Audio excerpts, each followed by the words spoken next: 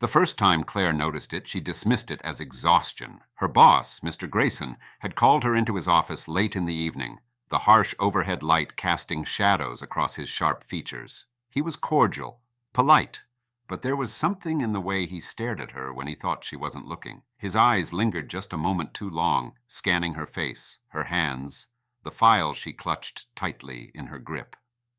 As she left his office, she felt the air around her grow heavier, as if the walls themselves were pressing closer. She glanced back at his door before it clicked shut, and in that brief instant, she swore his expression had shifted. His polite smile had vanished, replaced with a look of quiet, calculated menace. Over the following weeks, the feeling deepened. Grayson didn't do anything overtly out of the ordinary. He asked for reports, commented on projects, even complimented her on her efficiency, but there were gaps in his behavior, tiny cracks where something darker seemed to reside. Once, as she sat alone late at night typing up a presentation, she glanced up to see him standing in the glass corridor outside her office, perfectly still, his pale face illuminated by the flickering light of a vending machine. He didn't move when she met his gaze. Instead, he tilted his head ever so slightly, like he was trying to solve a puzzle only he could see. The next morning there was no mention of it, no acknowledgement, just his usual good morning as though nothing had happened. Claire tried to brush it off, but the signs grew harder to ignore.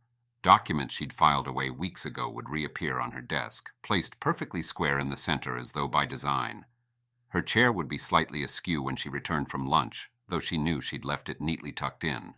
And then there were the whispers, soft, faint fragments of sentences that seemed to drift through the office after hours. She convinced herself they were figments of her imagination, echoes of a stressed mind, until one evening the whispers became a low chuckle. She froze, her blood running cold, and slowly turned to see Grayson standing in the doorway, his hands clasped behind his back. "You've been working so hard, Claire.